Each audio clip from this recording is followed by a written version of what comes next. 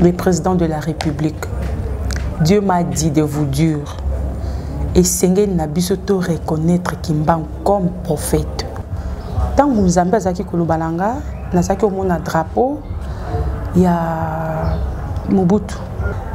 Nous avons dit pourquoi il faut reconnaître le drapeau à Liboso. Et à l'obi, un wana izalaki balongola un lolengi wanate. Avant que l'ongolango beaucoup manade, il faut examiner et consulter l'Éternel. À l'obi tozo lukalelo, ndenge nini bitumba na biso aussi là na est, ndenge nini kimi kokota na est. Le prophète Kimbangu. Alors bien, sengeli to reconnaître ye. Sinon te to luka nini to sala.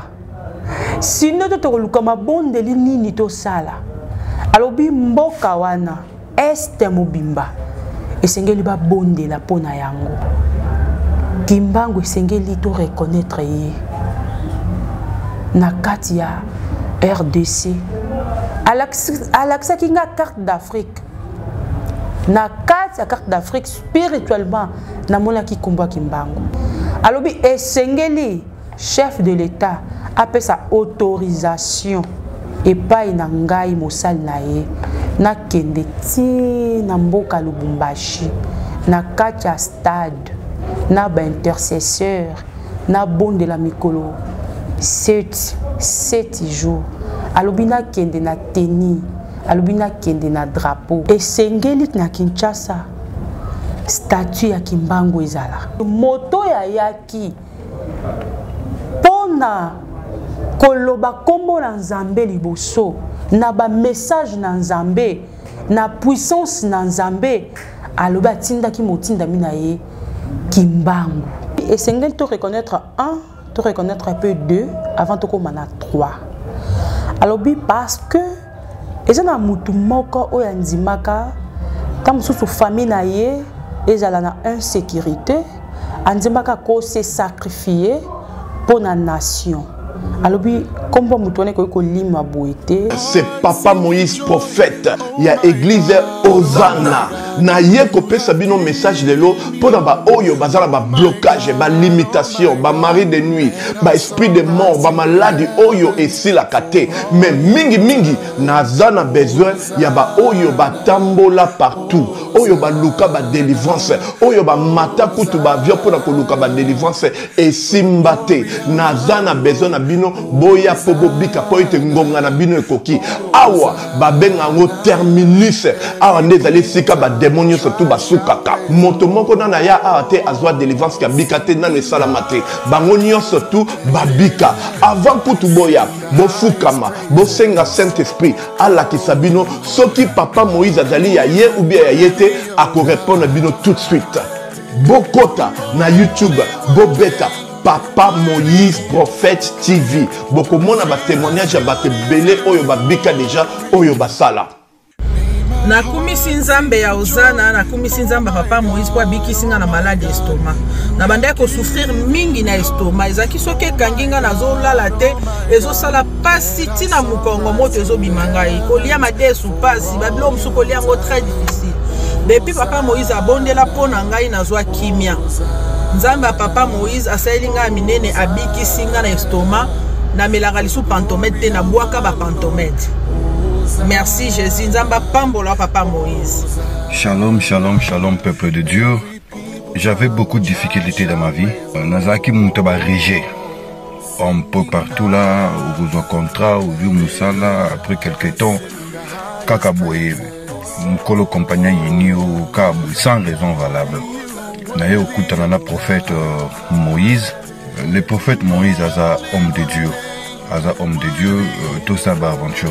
Aza vraiment Moussa Lienzambe. L'homme de Dieu a prié pour moi.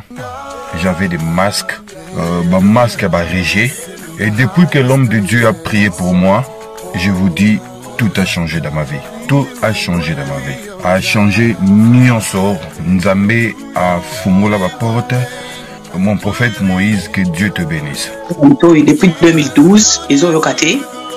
Docteur Baibisanga et Koko yokate. Là, il y a deux deux rendez-vous dans l'hôpital ya minene bayibisinga eko yokate moyen pe basa la opération pe ezati en tout cas na vanditi lelo na yoka kana ngai te na lito na nga bouche mwana na yo komo na nani na yoka lobi mwana na nga komo mwana na nga liboso komo na nani Marcel nazoka na kangika lito oyo kaka nazoka na oyo banda koyoka te ça veut dire que la yoki zombe ya ngai oh na pusi ku téléphone musika pour fait my god nazozela bino nyonso tout dans moto puissante chez Dr Cathy Munga. Comment sœur Cathy Munga, nazali naturothérapeute, nazali kosunga bandeko bazali na bokono ndenge na ndenge au moyen de plantes naturelles. Bandeko bazana ba problème ya ba hémorroïdes interne tout comme externe, infection urinaire, prostate, azoospermite, obota ezalité, rhumatisme, nerf sciatique, goutte, règles douloureuses, glaucome, vision floue, motupa si intense, sinusite, awa nazana kati ya laboratoire. Awa nde bisika na sechaka ba plante, banzete, ba makasa ya ndenge na ndenge, depo na nga yango yo esika na salaka ba formule na ba solution na nga. Merci na équipe mobimba ya maison chez Cathy, en particulier Joyce Boulaba. Voilà, mbote bandeko balandi ya Top Media Télévision, bandeko balandi ya Chebiso Télévision, bandeko balandi ya Super Promo 243, bandeko balandi ya Psom Premier et pas ya Papa et qui mbote nabino encore une fois bozali ba abonné noble bana na nzambe bino ba yebubolinga la bonne parole au ba chaîne oyo eyaka kocha na banda kuna bino ekotaka sans autorisation oyo ememela kabino beaucoup remarqué émission oyo ba caméra ezali ebele natangi ba chaîne o émission wana ekoleka parce que zali c'est une émission spéciale avec un message très important oyo nzambe ache et pas ya servante na ye maman maman obiso to lingaka mingi maman Michael Fabiola oyo akozala na biso awa menga ina plateau ona ozala ngai moko te tokozala bongo na ndeko nanga eki bumba oyo ya chaîne na bino bolinga mingi l'option premier oyo mokolo chaîne wana biso tokozala na ye tokoluka mai tosola na ye mais papa Yves baza absent awa papa Chic baza libanda par rapport à plateau ezali mokie bandeko balandi bo pesa biso attention thème lelo tokoluka ko solo la na émission na biso tokolobela o etali reconnaissance. Comment reconnaître le bienfait de Dieu? Est-ce que yo o reconnaître kapé bola mona nzambe? Est-ce que yo zalaka reconnaissant? Est-ce que même ata tout autour ya bateau yo zala na bango reconnaissance ezalaka o témoigner kango tout au long ya émission oyo et puis boyo ka message oyo nzambe a tchekati ya la servante de Dieu maman Fabiola na monopoliser parole que je suis avec mon confrère Ekibumba na aussi en équipe technique ba fongola biso une façon ya opesa ndeko nanga Bumba Maloba avant to la servante de Dieu Bumba mbote. Ouais, mbote ndeko tadi ngalapa mbote pe na maman Michael Fabiola la prophétesse mbote na yo mbote papa eki yeah oui santé za bien mbote pe na balandi na biso yo bolanda biso religieusement na ba chaîne onyo surtout ndeko nanga tadi ngalapa auti ko citer awa entre autres chez Biso Télévision Super Promo 243 Top Media et pas ya tadi ngalapa et pourquoi pas Psom Premier Télévision voilà. Et puis bah chaîne Moussousou oyo to pe corrélé bah image oyo boko trouver yango parce que c'est ça vraiment message moko très très important biso ba o tozali awa na moment ya briefing tozwa ki quand même moi élément moké to moni comment est-ce que message wana est important et ndeko zwa penza temps ya Rolanda biso po yo pe oyo ka message oyo ba directif ezanini o nzambe azopesa peuple dédié. Voilà, ndeko tadinga la payo mto na police à débat na zone selo malo. Voilà, mais ça fait trop longtemps yo nanga boina plateau. Hein. Vraiment. Et ça la rappelle bien. Ouais, mais ça fait quelque chose de bien. Toko t'inviter na biso. Na bien on a vraiment fait bien. Mbote maman. Mbote. Vous avez malade Oui, ça va. Boni nandako. Kimi ezali nzambo batela. Boni ministère. Ça va, tout va bien. Tout va bien. Moi les loba muke na ba bazolanda ope na moment oyo. Ah d'accord, on a pris bato nyonso mbote na kombo na Yesu. Tika nzambe ya pambola biso nyonso. Voilà, est-ce que tu confirmes la émission na moi une prière et koke koko tsabiso na maman na likambo to ko sala mbula. Oui, bien sûr. Merci éternel Dieu de grâce, le Dieu d'Abraham, d'Isaac et de Jacob, Père Tokabi, moment où on a sama bokonayo, ce qui était bon zambenayo est dominé katina biso du début jusqu'à la fin, dans le nom de Jésus, la kombona Yesu. Amen. Amen. Voilà, merci Maman Fabiola. Le lot au sala émission au thème na biso ezali la reconnaissance. Yozali musali na Nzambe. Lorsque bazo ba reconnaître cause la reconnaissance, ça veut dire quoi selon l'esprit en Zambie? Ah, merci. La reconnaissance, ça partit aussi avec l'amour. Ok. Ce qui nous a tout d'abord, vous allez reconnaître l'amour que et ce qui n'a pas vraiment la musindo, d'abord, il faut la reconnaissance dans Zambie surtout ça. Parmi les vivants ou les vivantes, na Tongwalilo. Donc, ce qui te a vraiment na bolingwa Nzambe wana, c'est-à-dire te reconnaître et te pisser merci na nyonso. Voilà. Est-ce qu'on peut reconnaître Nzambe justement pour apaiser ce paiement? Il y a motuya, ce que vous en avez bon moi. Faut sa reconnaissance na yango. Ok, voilà. Mais est-ce que et pas mon équilibré entre nous là, tu roses la paix la reconnaissance? Mais oui, motasale yo bolam. Bien fait pour la rater, il faut la reconnaissance na bolam motasalelio pour le bien kobel suko c'est le bolam. Voilà. Maman Fabiola, personnellement tous en on a plateau non tikila ndikonanga ekibumba bisika te nazaki na besoin na yeba Maman Fabiola ozala ka reconnaissante et pas papa na maman reconnaissance na yo et pas Nzambe oko témoigner mon ndenge. Et pas en Zambie, c'est tellement beaucoup. Et l'équipe est belé. Donc, du jour au jour, ils ont renouvelé bonté naïe, na bon moinanga. Donc, on a vraiment reconnaissant ma casse en Zambie. Et même na baboto babotanga, je suis reconnaissant parce que ceux qui bango, babala na quitté peut-être na bon moité na ndila na bango. Donc, je suis reconnaissant parce que babala na qui pour les longs na zala ou na zalelo. Bafoui il y a reconnaissance na département. Michael Fabiola, c'est Alénie. Bon, d'abord, c'est l'amour. Ce qui est na quatre pour reconnaître moto. Pour nanga, boula mo moto na bon moinangé pour la kate. OK. Donc na garde akaba bien fait ata mabe ezali. Mais boula mo ezipaka. OK. Mabe donc à partir de son atal ata moko eza na reconnaître moto wana pour na ba bien fait na ye. Voilà, papa Kumba. Voilà, namoni bango ba uti pena osa moi diplomatie au loba voina se bino bozo tombo ba kunesika bozali to tombolela bango mona moi mongongo prophétesse Fabiola. Oui papa. Batu bazo landa yo, batu pe bazo sepela, bazo pambola Nzambe na ba message Nzambe azo sala o grâce pona ko pesa peuple de Dieu. Ngai na tuna mutuna kaka na reconnaissance.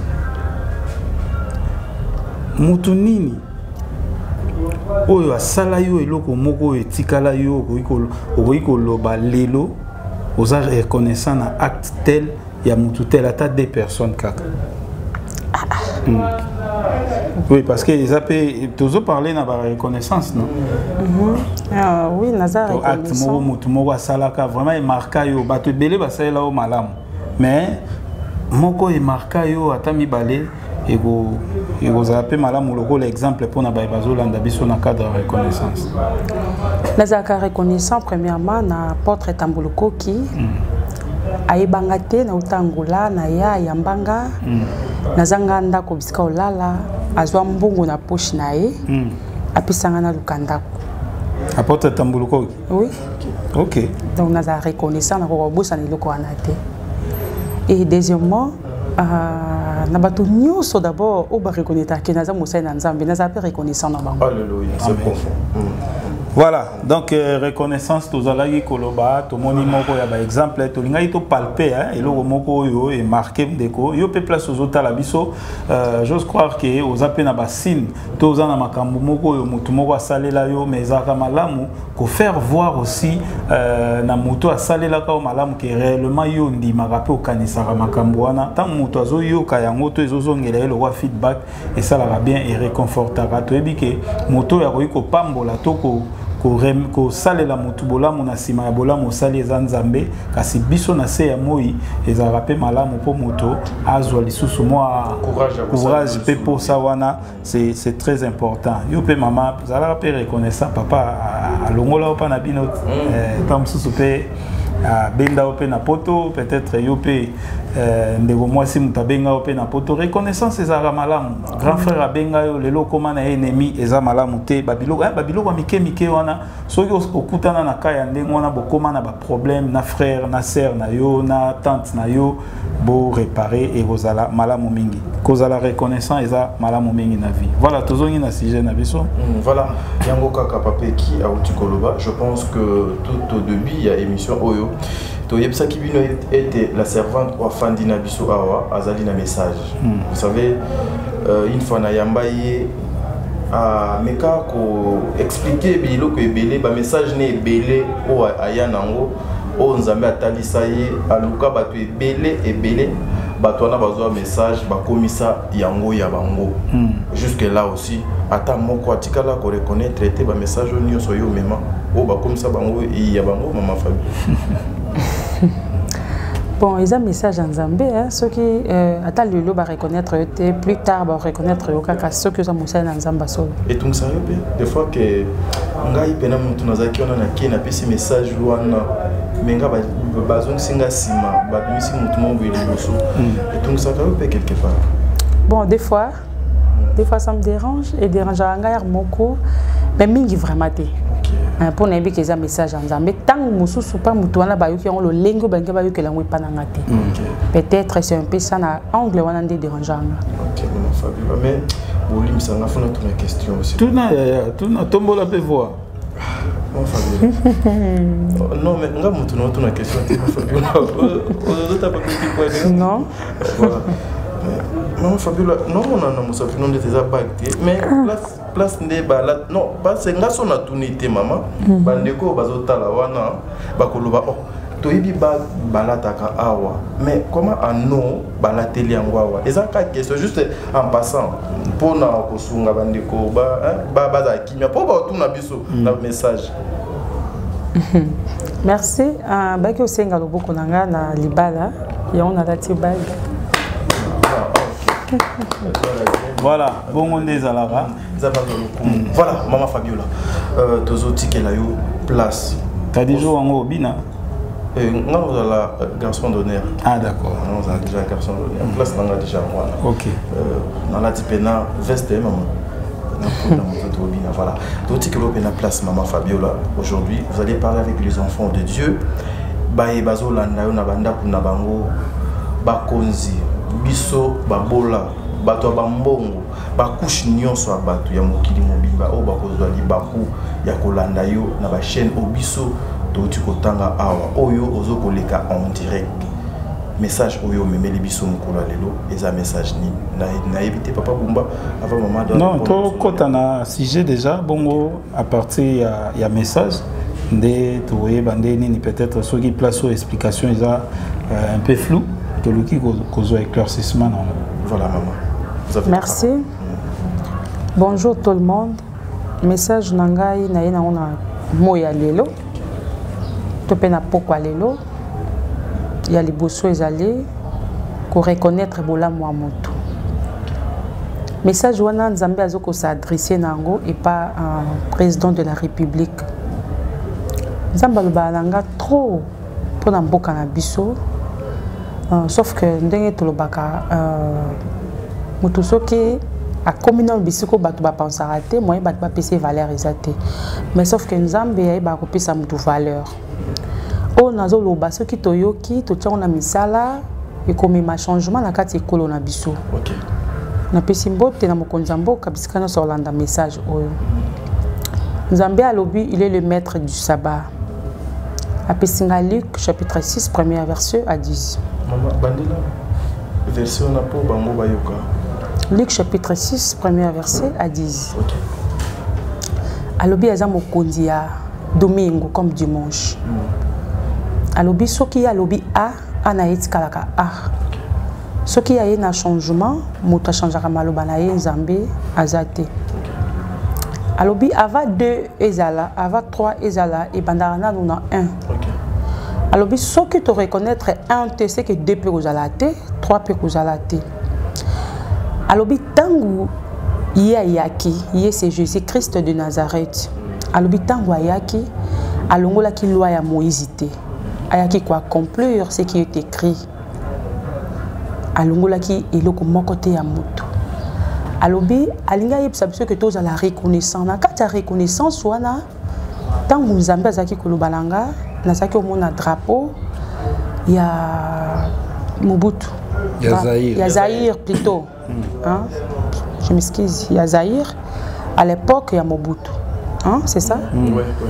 nazaki omona drapeau wana et alobi un wana ezalaki balongola un lolengi wana te avant que longola ngo beaucoup manade il faut examiner et consulter l'Éternel alobi soki souffrance ya mutu motoki ya mutu ba reconnaître en côté ya yope ba reconnaître en côté ata osali soki nini to pe nini wana message ya Nzambe alobi essengel to reconnaître 1 to reconnaître un peu 2 avant to komana 3 alobi parce que ezana mutu moko oya nzimaka tam sous famille na ye ezala na insécurité anzimaka ko se sacrifier pour la nation alobi kombo mutu wane ko lima boete lokola ka sala iloko moko te to acha libanga te na kata ekolo wana or que libanga na yepe ezali alobi esengeli bo reconnaître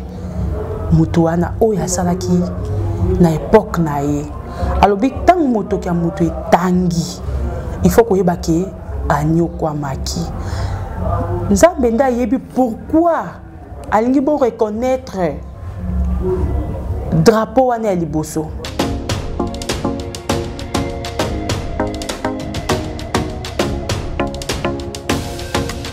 sango malamu babombaka yango te ça fait longtemps tobomelaki bino sango malamu ya agence de voyage Safari Travel oyo ezomema ezosunga bandeko congolais na mboka Chypre ozana mwana na yo alingi atanga jeune congolais diaspora memandeko na yo na agence Safari Travel, agence de voyage trop sérieuse. Frère Nabisson Benjamin ayeko pangusa pinzoli na miso ya bandeko na biso oyo ba eskrokaki mingi pona ko faire voyager bandeko na bango na mboka Chypre. Safari Travel ezali malamu pona bandeko balingi ko se migrer na mboka ya Chypre ya Union européenne. Safari Travel ezali ko faciliter bandeko na biso pona visa étude na mboka Chypre. Safari Travel c'est trop sérieuse. Diaspora bonyoka maki mingi na ba dépenses pour nous faire voyager bana na bino pe bandeko na bino na mboka Chypre. Tala solution yangoyo avec Safari Travel. Soki bolingi bo contacter ye bo bengi na ba numéro oyo. Agence na biso ezali sérieuse makasi.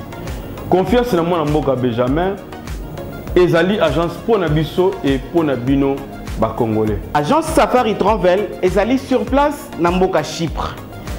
Na mbongo mukie pena ngonga mukie bandeko na biso baza na Chypre. Safari Travel pour nous et pour vous. Soki bolingi bo contacter biso na Kinshasa bo benga biso na numéro oyo. Safari Travel to sepeli.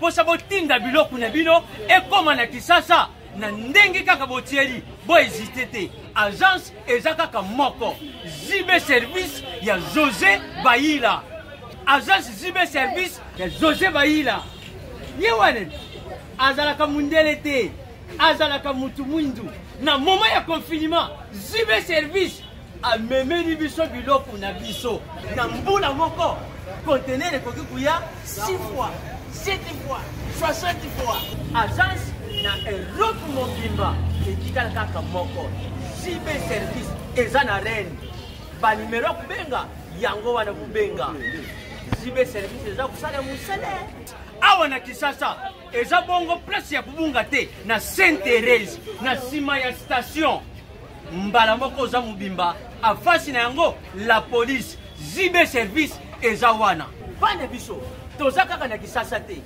toza na Angola, toza na Brazza, toza na Mbanzango, toza na Matadi, toza na Boma, toza Tinaka. Bango na moment ya confinement, na bango, na bazansi na bango, balali. Biloko yete ekomi na kezo ya ngai. Yenda yebi pourquoi.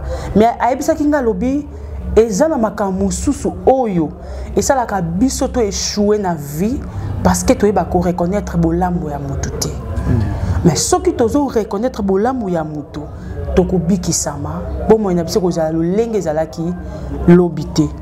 Alobi ye tango ayaki Jésus Christ. Alobi tina ekulusu alelaki toujours na kombo papa na ye.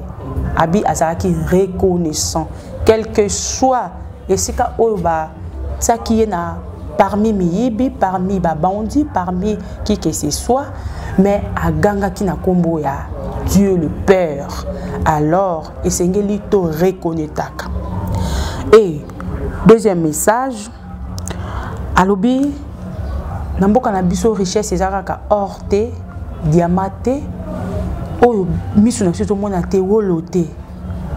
Alobi kasi toza na richesse ya mutu ya oyo totiaka ngo kate. Na richesse wana lakisaki ngai manioko, lakisaki ngai nzete ya pondu. Alobi eza richesse monene apesa na RDC. Alobi me bato bakomprena te ke toa na richesse oyo euti na racine oyo mutu ayebi te bisika nini euta. Alobi senge na biso tozwa mpe misu na biso totia yango na manioko et puis na pondu, donc nzete ya pondu.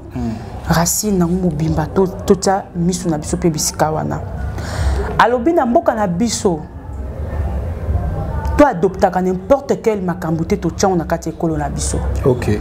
Alobi n'importe quel écrit te likambo moko te bato basali na ekolo na bango pe bo adoptant boye na ekolo na bango. Alobi derrière toute chose il y a un esprit qui est caché. Bokoki te kozwa kombo moko boye na ekolo na bino botie. Alobi esengeli boye ba pona nini bango bapesaka kombo wana. Kombo wana ezalaka pourquoi et batiaki yango na motif nini et produire nini na kati ya mboka na bango. Alobi tozwaka makambo ya bato te tokota na kati ya pays.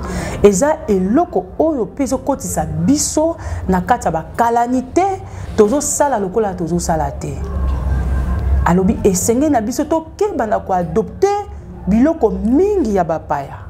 Deuxième message na biso ezali ya prophète Simon Kimbangu.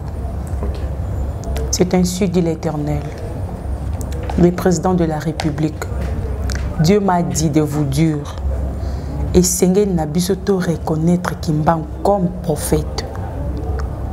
Alobi boye nebisa na président de la République. Alobi bato ba kendaka ko visiter bisika nini basala statue ya Mandela. Alobi bato bakendaka ko visiter, bato bakendaka ko gumbamela, bato bakendaka kuna bautaka de part et d'autre. Alobi kati na ekolo moto moko oyo alekaka alobaka liloba moko na kombo na Yesu bikamwa esalemaka. Alobi moto wana banégligera ete. Alobi na yebisa président de la République et sengeli na Kinshasa statue ya Kimbangu ezala. Bato ba gumba mela te ba adorer pété po azanzambe te. Alobi boye atangisaka pinzoli alelaka akufaka na douleur na motema. Alobi moto azalaki te meye nzambe azalaki. Alobi na kati ya Afrique précisément na RDC ayaki lokola petit Dieu comme Moïse azalaki petit Dieu devant son peuple. Alobi soki bozo reconnaître le sambo Yahweh de Dieu moko te beaucoup mona changement te na kati ekolo.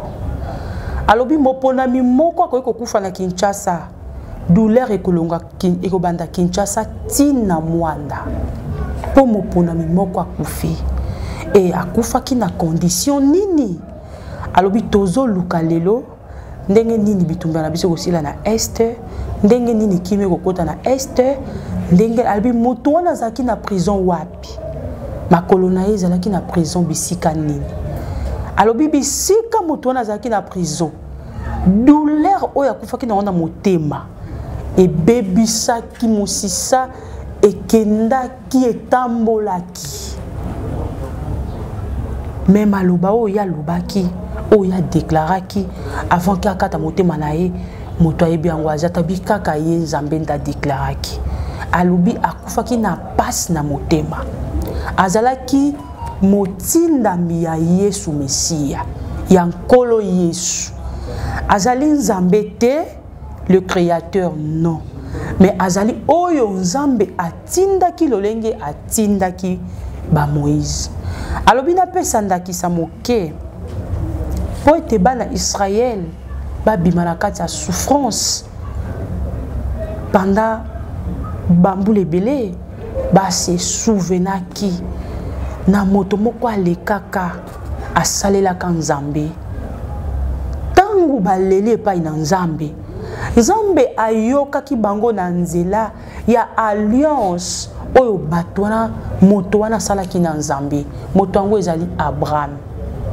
de la Bible oyo asalaka alliance na nzambe bana Israël babikisamaki parce que nzambe ayokaki kolela na bango nde atindelaki bango Mosi alobi kati na Congo moto ya yaki na lolenge ya confusion te kasi moto ya yaki pona koloba kombo na nzambe liboso na ba message na nzambe na puissance na nzambe alobi atindaki motindami na ye Kimbangu le prophète Kimbangu alobi esengeli to reconnaître ye sinon te tokoluka nini tosala sinon te tokoluka mabondeli nini tosala alobi mboka wana este mobimba esengeli babondela mpona yango nalobaki liboso ke nzambe alobi esengeli batinda basali na nzambe na este mpona kokende kobondela nayoki sango nango te ayebisi nga ayebisa chef de l'État Kimbangu esengeli to reconnaître ye na kati ya RDC alaksaki nga carte d'Afrique na kati ya carte d'Afrique spirituellement namonaki kombo ya Kimbangu alobi tango botangaka kombo ya Mandela botangaka kombo ya Kimbangu na kati ya carte d'Afrique alobi esengeli chef de l'État appelle sa autorisation epai na ngai mosali na ye na kende ti na mboka Lubumbashi na kati ya stade na ba intercesseur na bonde la mikolo 7 jours alobi na kende na teni alobi na kende na drapeau na zwa mabele ya Lubumbashi na présenter yango epai na ye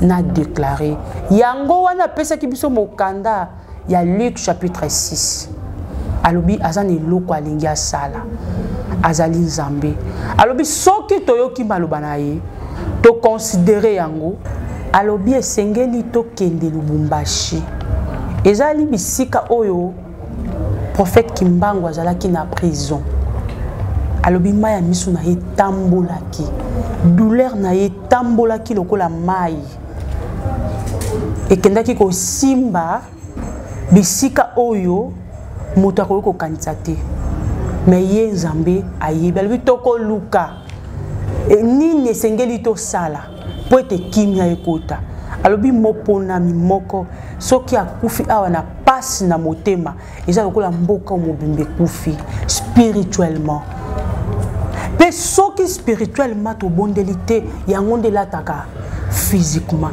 alobi maloba o physique na biso alobi maloba oyo prophète Kimbangu a déclaraki na motema na pasi na douleur alobi ye kaka nzambe nde mutu ayebi maloba wana alobi mboka na biso ezali mboka oyo ekokule le na miel ezali mboka oyo bato ebele bakobanda koya korendre yango visite mpona koya koyoka histoire ya RDC surtout na est bato ba bando kende ko tambola pona ke kotala bisika nini guerre ni kaka bisika nini kufele kaka bisika nini problème ainsi de suite ezalaki alobina lobana mokonzi na mboka ayoka maloba oyo pe a considérer yango alobi un soki ezate depe kozala te esengeli un ezala pototanga 3. C'est ainsi dit l'Éternel. Merci. Voilà, merci. Ainsi dit l'Éternel. Bonbonne message. Oyo Nzambe atalisaki epa ya mosali nae moumbu nae Maman Fabiola. Maman Fabiola, merci. Nzambe apesaka vision, apesaka na provision. Donc Nkolo abatela baye nyonso message oyo ekomeli bango bino pe baye boboza na makoki ya kokomisa message oyo pa mokonzi ya mboka bokomisa yango mais motu nezali mama reçu message oyo olukaki koentame démarche moko ete mpona kokende komona chef de l'état bosola yo na ye en face et pourquoi olingi oleka kaka na télévision est-ce que osalaki déjà démarche ya liboso pour oya osala oya mibale nazomi kana maloba oya message en tout cas na sali démarche te parce que on a sala ba démarche trop na lobi ba message na msusu na pesa na oka ba lobango na télé parce que ba senganga na komango na koma na pesa na ba conseiller à chef de l'état na zo portité yango moni na Luki Media pona panza sangolo ko la message na zo ki yango ezaki jeudi mercredi pardon et l'Éternel m'a dit que na salango lelo vendredi yango na se sacrifier quand même na pourquoi boina salango. OK voilà na yango lobi o se sacrifier kana pourquoi o sala yango mama o ezali makambo etali ekolo etali mboka na biso ce sont des sujets trop sensibles aujourd'hui tout le monde ba médias news est affiché na Congo par rapport à ce qui se passe à l'est. Oui. OK les choses pour nous il faut qu'on reconnaître mais Mobutu azali ya yambote ya ko diriger ekolo Congo oyo akufi bazali ebele tozali na Kasavubu tozali na Papa Kabila mais boni kaka Nzambe atalisio kaka Mobutu faut reconnaître kaka Mobutu drapeau wana ya Zaïre elingi ko symboliser pe koloba nini naza besoin o me kopesa biso moi lumière éclaircissement ah oui toroyi kozala 3 ndé toza 3 personnes boye toroyi pe kosala même service mais Nzambe tam susa sepeli na service onga na sali mais tam so mutu sepeli te ndenga na sali service wana mais tam so Nzamba moni ke na sala ki onga avec amour. Donc c'est un peu ça na côté mususu na go wa biso to abata mituna mais soki eloko moko ya ko éclaircir réali toza wana pe pona ko éclaircir soki na comprendre bien na ndenge message pesami parce que tant message ezaka libéré ezokoma siko na bae oyo Nzambe pe apesi mayele ya kososola message to apesi bwana wana ndenge Joseph azalaki na prison komona ndenge toza na kati ya ville province ya Kinshasa to ya na Congo mobimba toyebi ete ata stati oyo signifiaka kondo Kasavubu eza na Kipwanza oyo ya musée eza pe côté na palais de la nation ya Lumumba ezali ya musée et déjà tolobi musée ezali ba emi balé bazana na bomo itoko ko luka ya bango Papa Etienne pe telemi déjà mais komona na kati wana tomoni pe sika moko te ata na badolite tomona ya Mobutu ezate omoni donc côté wana et puis soki to vandi le 17 mai au mona to beta masolo ya au temps d'anniversaire ya musée soki to komi na date moko mais ya Mobutu masolo beta marapenza te omona ata kutu mokolo akufaki na septembre wana to mokolo ya mbotama na ye pe bon malgré ezalaka douteuse les 30 soki ndenge nini wana mais au moins eloba makate donc côté wana ezali eloko tozozanga reconnaissance na place wana za moto alekaki atako mikakatano ezalaki mais atikelaki biso bomoko atikelaki biso bomoko tomona ba Konde papa Konde oyo azalaki aza mokongo mais akende kozala gouverneur ya Maniema to na ba côté ya Goma kuna nanu gouverneur moko ta leka selon ba ndeko na biso est oyo asala lokola papa wana donc lelo ekoma biso pose à la gouverner en Équateur, pose à équatorien, pose à Naba Congo, pose à Mokongo, pose à Nabandundu. Or, nous sommes ezambo cannabis moto aza compétent ko iko sala na esika nyonso tout donc Mobutu azalaki pe na mwa makambo yo esalaki ke mboka na biso eza pe na fierté. Voilà. Donc côté wana message eza vraiment message yo ba ndeko bazo kamba pe ba kambia mboka bazwango avec beaucoup d'attention et puis ba kelimibeko. Voilà, pour compléter, Papa Eki, sincèrement, je ne sais pas ceux qui Nzambe ka yemwa epindenge datam sama mais je pensais il y a un mois passé, je pensais de Mobutu. Shalom, shalom à vous les enfants de Dieu. Na pesibilombo te na kombo na Yesu, c'est bien moi votre frère, le pasteur Israël Nash. Je vous salue au nom de Jésus. Je suis précisément à Kinshasa. Naza responsable ya Ophelina, Jésus est mon papa. Naye liboso na bino pour représenter bino bana o bozomona na bilili pe ba difficulté tozanango. Na bandaki musala o ça fait longtemps ya koboko la bana selon ainsi dit l'Éternel. Mais ba difficulté ezamingi te ya loyer. Oui, allô, madame, bonjour. Oui, madame, mais c'est quoi vous ratez? Ezaka na bondal siki. Avenue Pati. Numéro 325. Non, je sais pas où raté, juste dans la pharmacie. Ah, au moins la paix, nous avons besoin de polo, l'essentiel. Et ça, vraiment, c'est pas pour nous. Ah, nous allons. Merci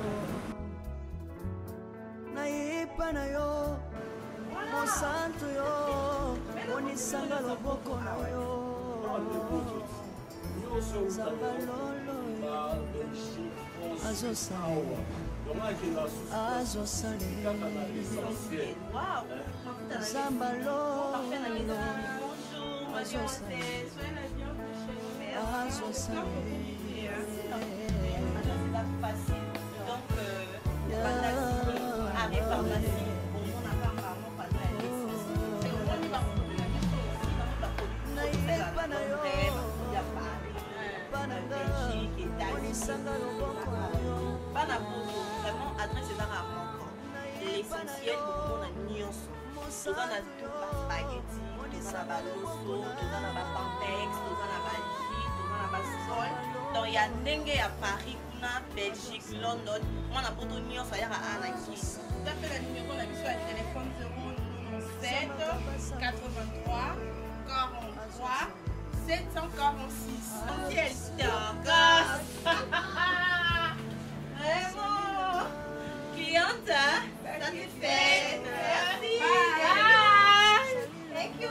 Hey, bino batu, oyo buzana. Bazo ko reconnaître ba konzinyoso. Oyo azana statut oboy mais Mobutu ekoma lokola ngambu moko boye ba pesa ye mu Congo lokola asala mabe moko boye or aujourd'hui c'est que nous avons au biso tozanango ceux qui totali ba trace ya ba belge ndenge bakenda nyonso ezali Mobutu palais du peuple Kamaniola tout ce que nous avons ezali Mobutu mais pourquoi on ne peut pas ozala reconnaissant face ya ba œuvre oyo papa na biso pe atikila et puis mosala o asala 32 ans na pouvoir 32 ans na pouvoir azui moko pe place ezalaki akomisa ngo place o pe atikela ki yango et regardez la vie qui était hier na vie obiso tozo mener lelo est-ce que zaka vie moko wana na kanisi nzambe akosunga bino place bozui message wana mais maman Fabiola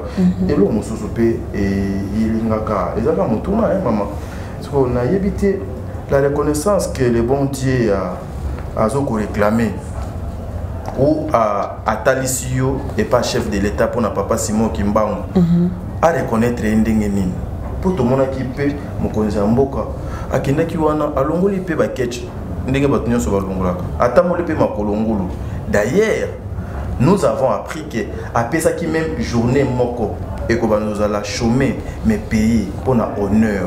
Il y a serviteur de Dieu, on a papa Simon Kimbango. Maman, sur quel plan que Nzambé a ici? Sur le plan spirituel ou physique?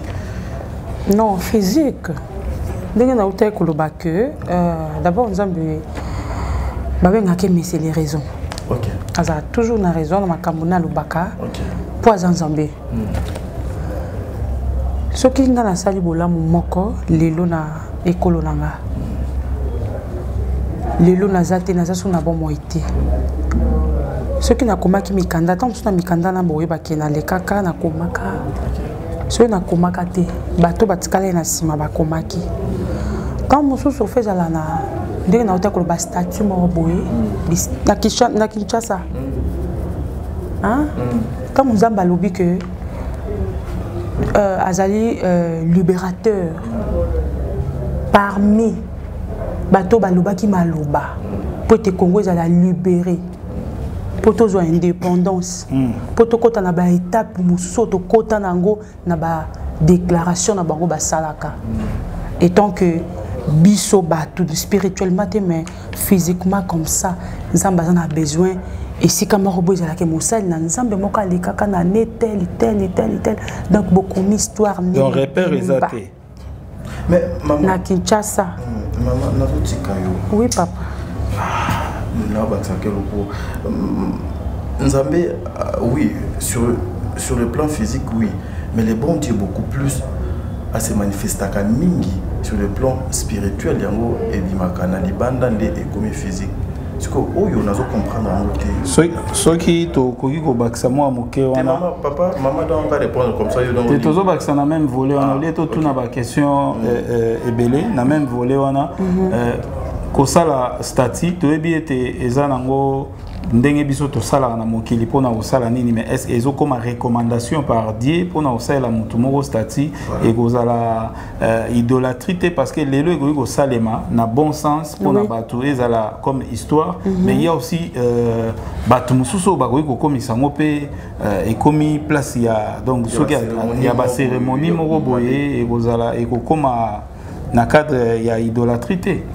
Déjà dans le bac on est bandé le que et ça te pour na batu bakende ko gumba milango mais ça pour na batu baya batali barotanga barota historique na ye pembeni wana batie mutatangi mutamoni mutu ainsi de suite et ça l'appelle mutatali amoni lumumba malgré tout mon a été boyé mais tant otali obandi ko tala lumumba zalande boya histoire des arabes et ça l'appelle jour moko lumumba ko faire lelo Mobutu ko faire lelo Kabila ko faire lelo lelo za mokola Kabila boké ko rendre visite ne si ka wana bo tourner si boleki ainsi de suite bozon ki na bino ezate que non pona ko kende ko gumba melango ko vénérer ko adorer yango ko sambela wana non voilà papa si poza na eloko ya ko batsa voilà ngana ozonga moi moké na message tant maman na débit na ye a parlé na richesse abi parmi ba richesse tozanango ezaka or te cobalt te ndenge oyo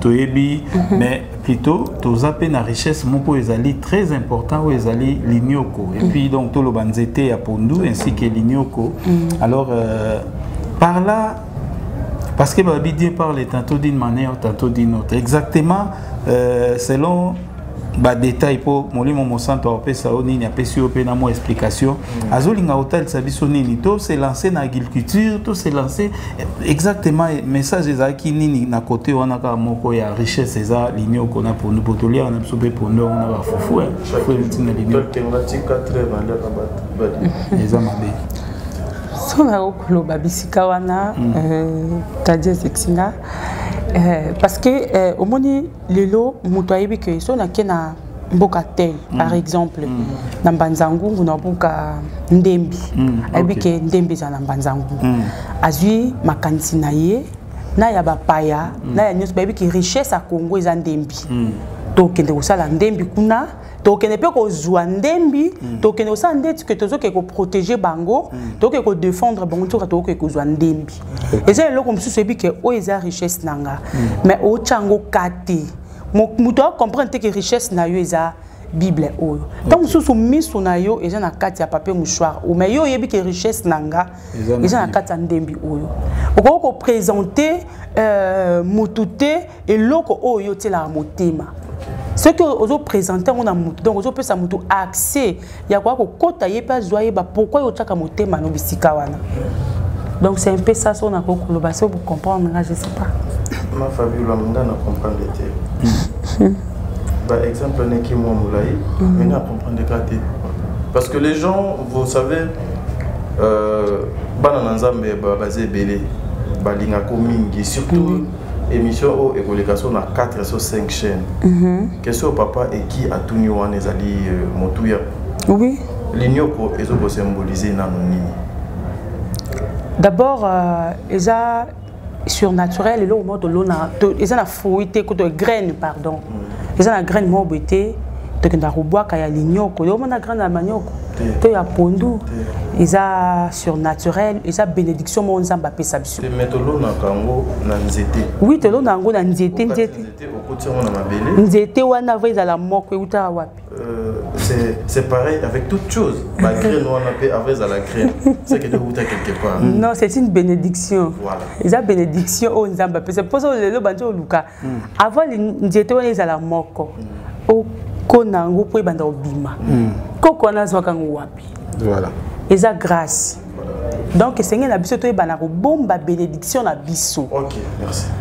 Po munguna yate po na ko bomba biso po ya zwa bénédiction na biso ke ko s'enrichir nango. OK. Je pense que vous avez compris, non? Donc vous avez compris. Na kanisi même nga o na ma que comprendre était na comprendre. Donc nous devons protéger nos richesses, richesse na biso, mboka na biso, nyonso ya biso faut protéger. Et na volé wana ndenge bazo signifier que oyo richesse bomona richesse na bino eza kaka oyo te eza pe oyo. Donc cela veut dire tous à la attention na ba oyo surtout eza comme ba valeur ba richesse na biso et koyeba soki eza pona ko sala ko produire yango to produire yango suffisamment pour et permettre parce que na ba mboka lo ba Nigeria comme exemple baza ba producteur ya inyam au biso mboma awa donc baza ba producteur voilà donc et ça la rappelle que zo bimana ba mboka mususu ezo ko tsape mbongo donc pourquoi pas lelo to comme pe ba producteur ya manioc. Ah oui. Voilà. Donc maman Fabiola tozolinga totika yo. Papa so motune zate o tigi mama vanda so motune ali otuni mbala. Maman Fabiola tolinga totiko awa. Message asuka poto luka moyo to kabwana. Bana na nzambe o bazolanda yo o bazana yo o balinga ko mingi. Ba comprendre nini par rapport à passage na yo mokolo ali. Reconnaissance au nzambe alobeli topé Bible ezolobela na biso. Et ça pour Nanga, et ça peut prendre papa et qui, et ça peut prendre papa Dadi. Et c'est que le bisogno surtout à la reconnaissance. D'abord, dans Zambo a pu s'y choper malabomoi. Tous à la paix reconnaissant, na bateau bateau c'est la biso bolam. Surtout reconnaître bolam na bango, nzamba ozanga te ko pambola biso. Ba nyoso ba reconnaître ka nzamba pesa bango pema. Pe ba nyoso ba reconnaître ka moto boya salilanga bolam. Na lolengo reconnaître ka bolamu ya moto wana yo pe ba reconnaître bolamu na yo lobby ba bien fait et bo ça na raté ata mokolo moko tika nzambe apambola corps du Christ mobimba na kombo na Yesu Christ.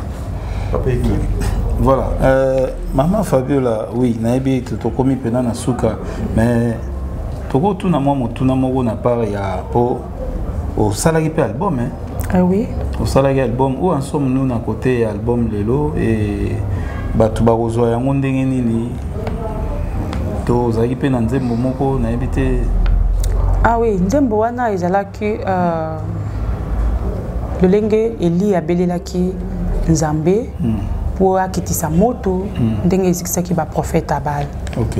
Eli abelelaki nzambe abomoi. Biso pe na ba circonstances nyonso na kati kolo na biso tobelela nzambe ya alliance akosalela biso ndenga salela ki pe Eli. C'est un peu ça. OK. Mais album déjà aussi ça mon mignon c'est en fait donc tu as ba clip. OK. Toi c'est la papa t'a dit bon toi ça ba clip na elongo. Tous un producteur.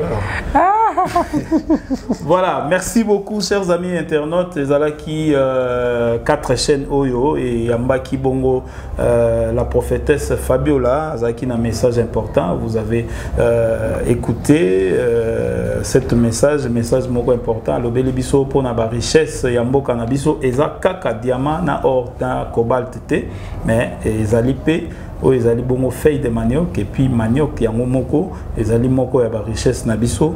Alors nzamba sosolisa biso nini sengeni na biso to sala pona ba richesse na biso nyonso tout. Alors donc to tirer kara attention à misusu te bongo to négliger misusu et a ebisi biso pe na tina ya reconnaissance ya maenyo surtout ba enyo surtout ba leka ba serva pona mboka na biso.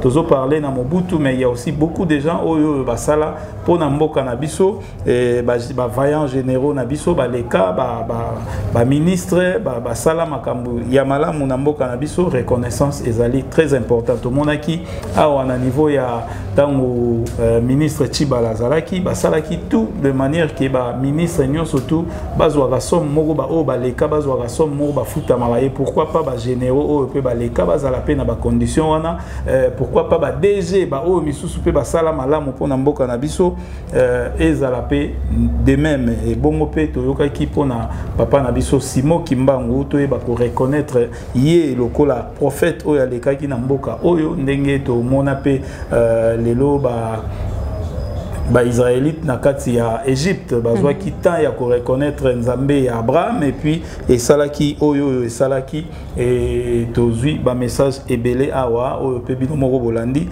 yango to senga ka ete ya mboko kota émission ya boye senga présence ya Saint-Esprit akambayo pona o sosola émission oyo vraiment na lisungi ya molimo mosantu parce que ma mingi ezali koloba makati na o esika ezali inspiration o ezali ko uta na nzambe to message ko uta na nzambe. Et le biais de message ezali à chef de l'État aussi o ezali bongo président Félix Antoine Tshisekedi Tshilombo ndeko yo poza la nzinga wana komisa message et kozala important ekomela ye parce que ba décision mingi ezali important yende moko pe mutu azwa yango to a confirmer yango po ye mutu azali na yenda ezali bongo ye mutaza na guidon ya mboka actuellement peut-être na 2023 ce qui élection kozala azapé candidat lisusu. Donc voilà un peu moke oyo tokokai koloba lokola résumé ya émission oyo ndeko nanga tadi o muto fungola biso. Voilà. Tokoya wapi. Moi je suis reconnaissant et pas non maman Fabiola parce que non vous jamais toujours non kufa. Bon. L'année passée, le jour de ma naissance, cette grande dame que vous voyez, à Sala et locaux même mes propres parents, Bakoka Kiko Sala Mouti jour. Ah, ça c'est bien. Donc, reconnaissance, Wana Nazanango. Et Tikala Bongo, maman, merci. N'a pas reconnaître la montée Erio Bozalante. Merci, Nabande Konyo, Sova, Zuli Bakuya Kolanda Biso. Merci na ba chaîne Nyonso ezali awa. Merci na président Chief Mokadi. Merci na évangéliste Elonga. Message nanga ekozala justement et pas merci na Yves Pan. Oui. Merci na Yves Pan. Non la société. Message nanga ekozala et pas ya bandeko oyo bazala ka pembeni ya bakonzi. Yoza conseiller ya mokonzi, yoza garde du corps ya mokonzi, yoza cuisinier ya mokonzi. Azala kaka mokonzi pona yote. Azali mokonzi pona biso nyonso. Azali papa na biso nyonso. Lelo ceux qui bomoni des fois ezana babilo misos il fallait écomer la papa yé moko na matoyi na ndako na ye. Mais ekoma koleka à travers ba télévision pour que papa yé mo luka moye ayo quand même ata maman ayo que bien ndeko bien mwana akomiseli papa message parce que entourage des fois bazo ko sala musala oyo esengeli bozo étouffé. Il y a des choses beaucoup qui ko banda ko continuer ko étouffer yango te. To reconnaître ka ba frère Valère. Merci. Awande to kabwani. Ce que Jésus-Christ a été to kutana lobby pour to sala soso numéro mosusu ya émission mosusu asika. Merci ma Fabiola. Merci beaucoup. Merci. Oui. Voilà, bye.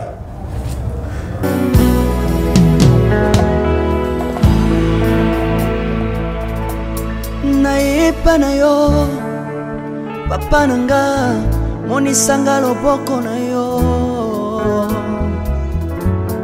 nayepa na yo mosantu yo monisanga loboko na yo nzamba lolo yo azosale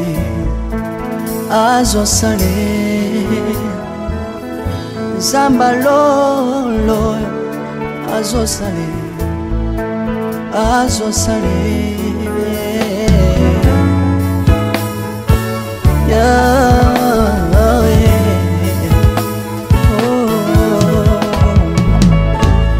nayipa na yo papa nanga monisanga loboko na yo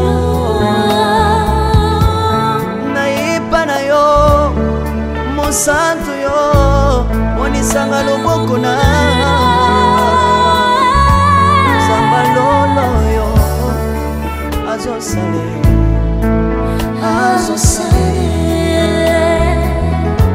Zamaka sangolwe azosale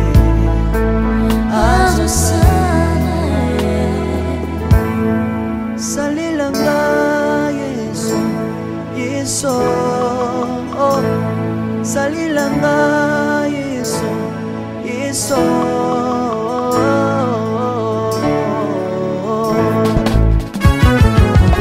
Alléluia. Yesu azana pa moi. Komba mana yo Jésus. Komba ma. Tilobo. Yesu na lingina tatola Yesu. Papa na lingina témoigner sangalo na ye. Ngapena tatola bonsambe na yo so bato. Yoka bosenga nanga zambaka basaye. Yoka shishe nanga ye sangalo na ye. Na ye na bapasi nanga libosabo zambe na yo. Na ye na kozanga nanga libosabo zambe na yo. Salelanga Yesu salelanga Yesu salelanga Yesu salelanga Yesu bundelanga Yesu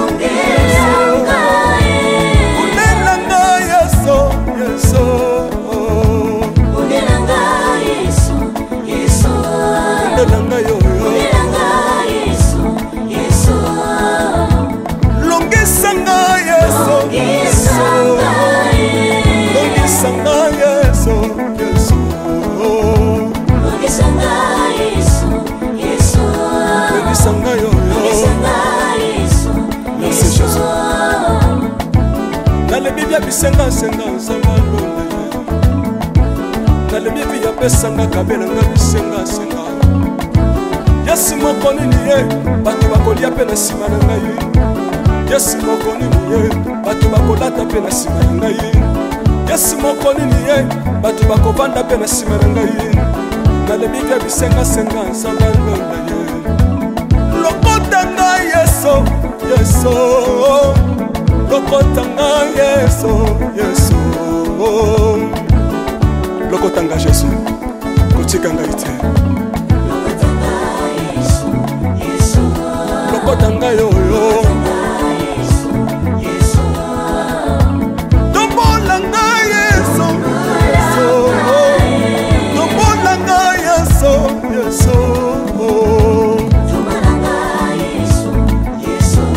tombolanga yoyo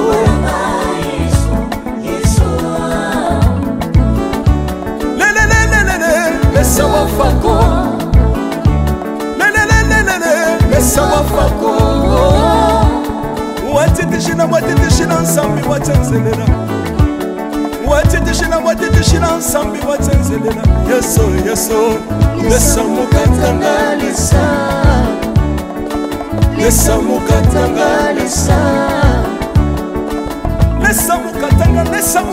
ye Lesa mukatanga lesa Alléluia Chilobo Soki na soyemba Wopekisanga te Oyebi te bisika nzamba lokotanga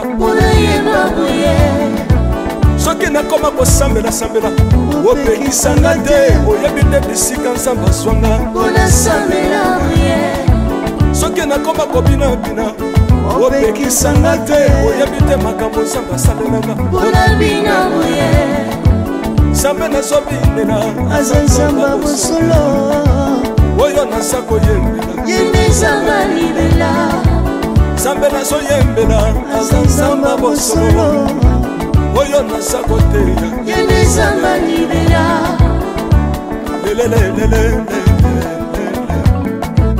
nalingi mobala oyo nalingi mobala oyo yesu aza nzambe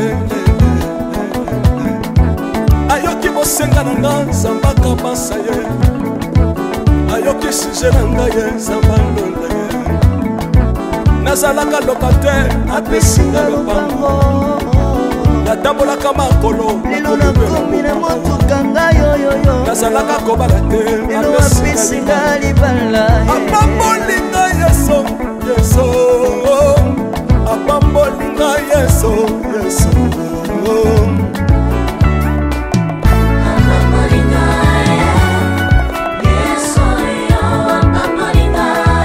yesu apambolinga chilobo yesu alokotinga apesitina aza nzambe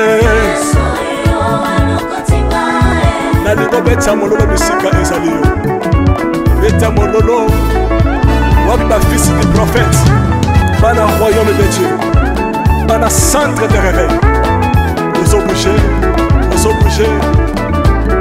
obinaka wapie mpona pambola yo ingénieur ki on est ensemble na yesu elongo tozomata mabe ya nzambe eza wapi soki nzambe